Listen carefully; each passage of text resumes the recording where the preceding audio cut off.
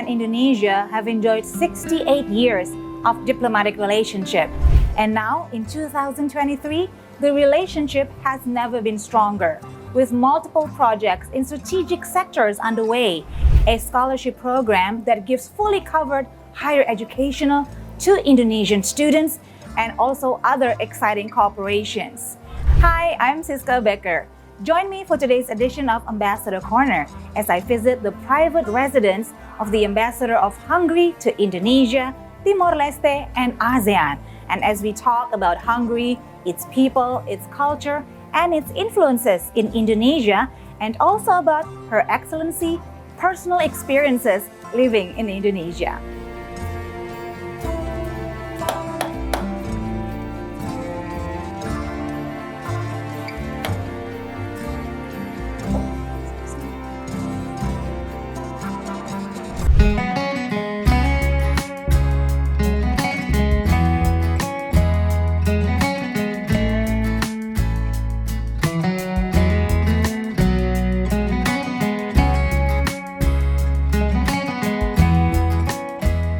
Nestled in Central Europe, Hungary is a gorgeous country with a rich history and vibrant culture. Hungary is famous for its beautiful capital Budapest, which displays of elegant, unique architecture, the local castle and its vernacular, and legendary Roman-style hot baths. Beyond the bright lights of Budapest, there are countless more beautiful places in Hungary that beckons tranquil spa towns, rugged mountains, and charming Danube River outposts.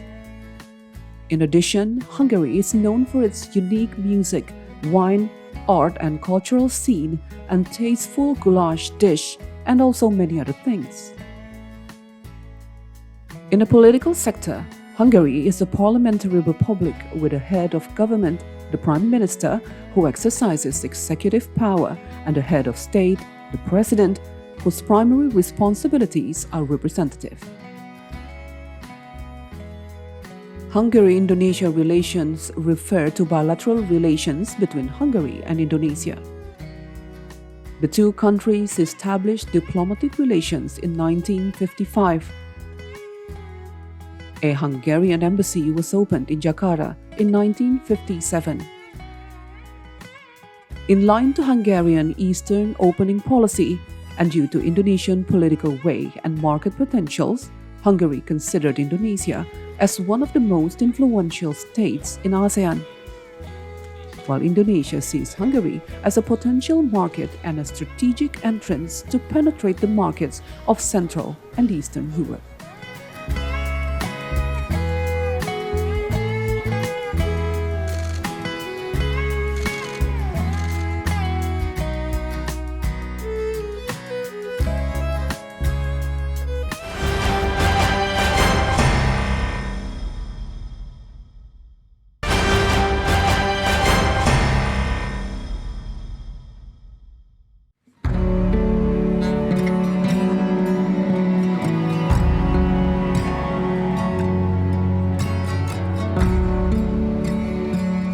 For this edition of Ambassador Corner, I am now joined by Her Excellency, the Ambassador of Hungary to Indonesia, Timor-Leste, and ASEAN, Madam Lilla Karsay. Your Excellency, Madam Ambassador, thank you so much for having me in your private residence to have this opportunity to converse with you. Very appreciated. Thank you. Thank you very much for coming. It is truly an honor because I'm always very happy to talk about my country because I believe there are so many things and Indonesia is not very well known about my beautiful country. So thank you also for the opportunity. Of course, we're also very excited to learn a lot about Hungary. But first, I want to delve into our conversation right into the progress of the relationship between Hungary and Indonesia. Now, our two countries established diplomatic relationship since 1955.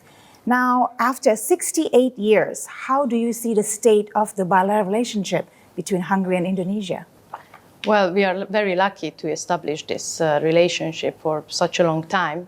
However, I would say in the past 10 years were rather very intense, which is perhaps it's also connected to the current government, which is ruling at the moment for 12 years. Okay. 13 actually, since last year they also won the elections. And they have a very pragmatic politics. And we are very much focusing on also the business, the economy side, because we are Ministry of Foreign Affairs and Trade. Therefore, we are also focusing so much, especially the Southeast Asian region. Yes. Also, Indonesia is the biggest economy, that there is a lot of potential. And since the new era, we are rather focusing that doing some business. And I think that's why it's much more vivid, our relations. You're right. There has been a lot of exciting developments in the cooperation between our two countries. But before we go into that, I also like to get your take as the ambassador of Hungary to Indonesia, Timor-Leste, and ASEAN. So what's your take on the current dynamics of the Southeast Asia region? And how do you see Hungary making the most of Indonesian chairmanship of ASEAN to strengthen the multilateral relationship between Hungary and ASEAN member countries, especially Indonesia? Well, I believe that to be a diplomat right now is one of the best places in Indonesia, because there are so many things to do. It's rather up to the creativity of an ambassador or a diplomat, because it's really so many different fields that we can work on, that it's rather also capacity that we need to take into consideration. Yeah. So Indonesia right now is kind of in the middle of the world, because it's a very rapidly emerging economy, and I think we very much need to think in a long-term relationship, not just the actual happenings. However, there are so many things that are happening. Yes. As last year, the G20 presidency, this year, the ASEAN presidency, really so much focus on that, especially in this geopolitics, which is very challenging, like after the COVID, right now the current crisis, the Ukrainian-Russian war. So it's not easy to lead these big multilateral associations. And for sure, Hungary is always thought or thinking in multilateral relations. Just for the ASEAN, for example, it doesn't really make sense that a smaller country in Europe deal on a bilateral basis with such a big association. So we are also thinking on the EU-ASEAN relations, which makes much more sense at some point. However, we also have bilateral relations with the ASEAN, because I just signed the extension of the MOU for higher education, because Hungary gives almost 1,000 higher education scholarships to the ASEAN member states. Indonesia itself is 110 scholarship every year. On the other hand, Hungary is also very much focusing right now with these, as I discussed, the geopolitics right now, very dividing. We are working very much against to have blocks like before, the Western, Eastern kind of blocks. So I believe that for multilateral connections is a very great tool for deeper understanding. For sure, as the ASEAN presidency, it is very convenient for me, as also the chair of the ASEAN is here in Jakarta, and I can also attend events, just as I did during the G20. For the B20, I was lucky enough to visit, and I could meet a lot of business partners. And right now, they are also working on the ASEAN, on behalf of the ASEAN summit. There are these business events that I'm very happy to attend, because this is, I believe, Hungary also has to bring something to the table, and it's important to be seen. Now, I want to ask you about the Multi-Lane Free Flow, or MLFF project, a $300 million project initiated by the Hungarian government and Indonesian since 2016. Now, could you give us an update, please? How is this project perceived by the Indonesian people who will benefit it, and also from your government in Budapest? Well, this is a very long project at the moment. I would say it is dated back to 7 years. At that time, I was in the private sector, and I was one of the person who started to work on it from day one. Oh, wow. So this is why, for me personally, it is a kind of mission that I you've really... been there since the inception Exactly. of the project. So that's kind of my legacy once it is implemented. Okay. So you were correct in 2016 when the two head of states met here in Jakarta, my Prime Minister Orbán Viktor and President Jokowi. They started to discuss about what could be the possible cooperation opportunities. And since we are very, very far away, approximately 10,000 kilometers away, and Hungary is a much smaller country to serve on some certain fields in Indonesia, we rather believe that technology transfer is a great tool to work together on. Okay. And this project was a very good idea since it is very much needed in Indonesia, especially these times when Indonesia is focusing very much on the infrastructure development project. That much, that not just the new capital, but also all around in Indonesia.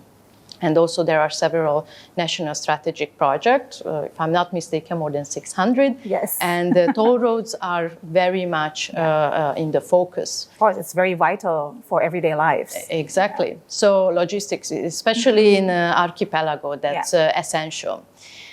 So this was a very ideal cooperation opportunity, and since Hungary has, since 10 years, we implemented a system that is technically using your device like an application on your phone or stickers. You can just easily go through the toll road, no need to stop at any barriers.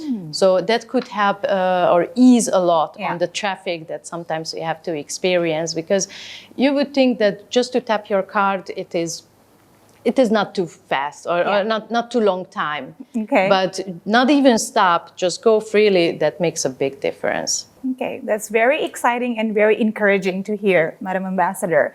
So now we're going to take a little bit of break, but when we come back, I would love to get you know better, especially about your own personal experiences living in Indonesia. We'll be right back. Don't go anywhere.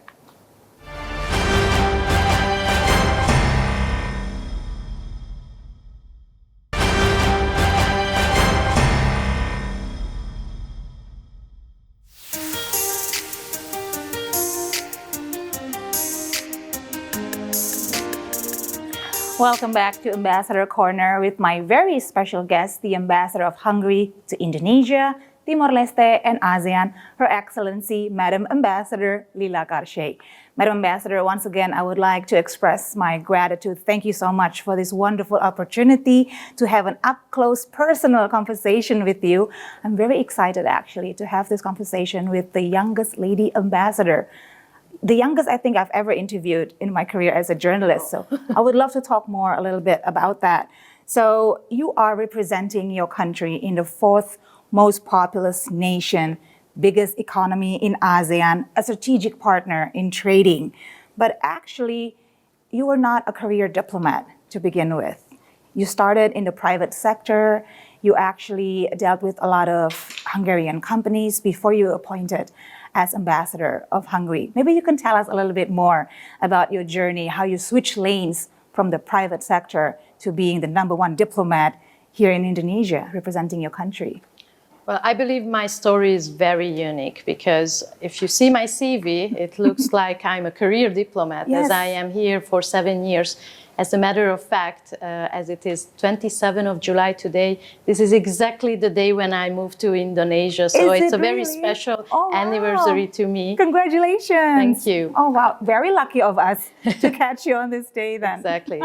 So as you can see, I started in the private sector.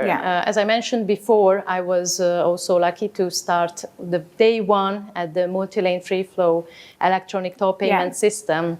Beside of that, I was doing business development in general. I represented 200 Hungarian companies. My job was technically to sell anything to Indonesia. And when I say like linear accelerator, interception devices, agrarian drones. So you can imagine that it gave me a wide broad of knowledge of business. And after 3 years, I became head of trade and investment, which rather made sense because I knew already I had some background for trade. And just after that, when my predecessor, who stayed here for 6 years, which is rather a long time because normally we have 4 years assignment, Okay. my bosses were thinking like, okay, who's next? Yeah. Because this project, the electronic toll payment system, was a very sensitive one, as we just won the tender, and Yeah. they needed someone who Okay. knows who Yeah. are the network, the stakeholders, who knows the project see. by the core. Yeah. And this is how my name arose, as I also have a diplomatic Yeah. background, and I also have political background through my family. Okay. In Hungary, ambassadors are rather political appointees. Oh. So this is not very unusual, I Okay. would say, but the age is rather unusual. Okay, but actually it was quite fascinating for me to learn that it is not unprecedented to have such a young age ambassador in Indonesia. I mean, your predecessor also started her tenure in quite a young age, 32 years old. Her Excellency Judith Peck, right? Yes. And then your foreign minister also, when he was appointed, he was only 30 years old. 32, yeah. 32 years old. That is fascinating. I mean, is this like a new wave in the political movement in Hungary, or is it quite common to have people of such young age, I mean, compared to other parts in the world, to hold such top positions in the government? Well, I believe it's very important that my government recognizes that knowledge or capabilities Yeah. are not necessarily coming from age. However, for sure, it's very important because Yes. experience is invaluable at some point. On the other hand, I would say now, these days, there are more and more examples which makes Hungary very progressive, and not just in age, but also in the presence of women, as my president is also a lady. Yes. And also in the region, for example, my predecessor, for example, Yeah. she is now the ambassador of Singapore, the ambassador of the Philippines, and Malaysia. There are also lady ambassadors. Wow. So I think that it is very good to be recognized, also being in a young age, Yeah. but also being a woman. Have you got a chance to travel in Indonesia, maybe visit some tourist destinations? How has it been so far? Well, I really like to visit Indonesia. It's like every corner still, like in 4 years, even 7 years is not enough to discover everything. I visited already Sumatra, Sulawesi, Bali, of course, Flores, and I just went to Raja Ampat this year. It was Beautiful. It was my favorite. Before it was the Komodo Islands, but Okay. after Raja Ampat, the standards are like really high for now. And I was so much amazed. It's really undescribable. It's not easy to get there, Yeah. even from Jakarta. Yes. But I tell people it's worth so much, all the time, every minute that you have to invest to get there.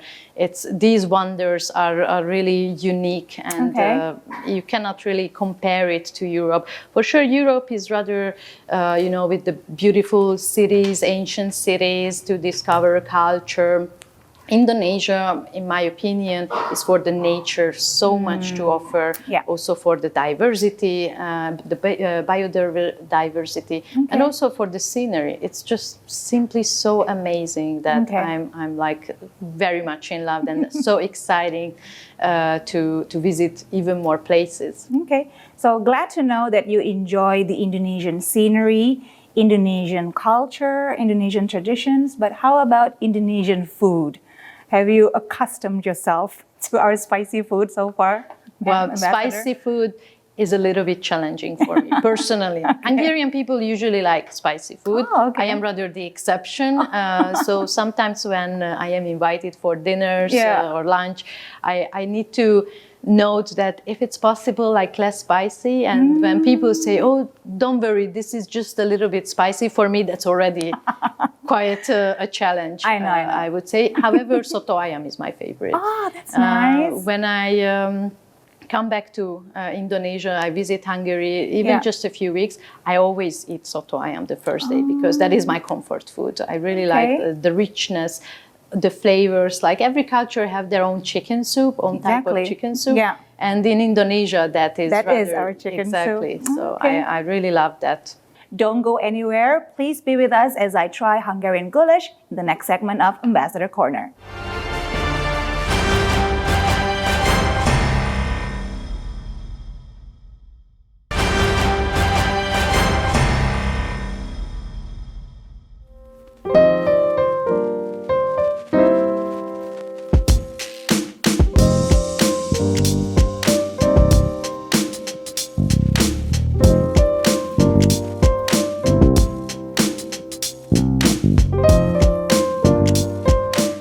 so special about this dish, Madam Ambassador?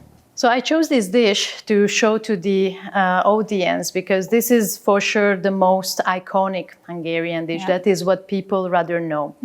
As you can see, the presentation is not always easy, as this is a very hearty soup, a lot of things inside. And the origin is, as I mentioned, Hungary is like agricultural country with the plains, and back to the older times when people worked all day long on the plains, the fields, they needed something heavy food that they can have the energy. And this is why this is a soup. Hungarian people eat a lot of soup and rather heavy soups. So this dish was usually made on the fields, on open fire, and the richness is coming from the Hungarian paprika. We are very well known. The plant itself is coming from Latin America, but the cultivation in Hungary was very famous, and the word itself, paprika, is coming from Hungary. And we use it here in Indonesia. Exactly. Paprika. Exactly. So the paprika powder, one of the finest ones, are coming from Hungary. And even I bring from Hungary that to make the goulash soup, to make it as authentic as it is possible. And for sure, beside of the soup, we also eat a lot of bread. Bread in Hungary is like nasi or rice in Indonesia. As Staple you eat, food. Yes, exactly. Like if you need something to fill your stomach, bread is always as a side of most of the dishes. And this is why usually we eat together. And just a little bit more about the paprika. Hungarian dishes in general, not too spicy. We like spicy food. As I said, I'm the exception. But we also put, like after the dish is served, we put either in a fresh way, and also we have, I would say, Hungarian sambal.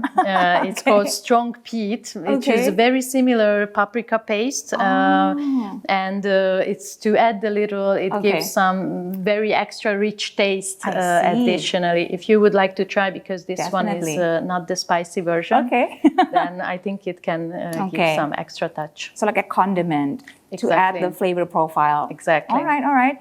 But how about that scrumptious little thing that you have there, Madam Ambassador? What are those? This is pogacha, it's called.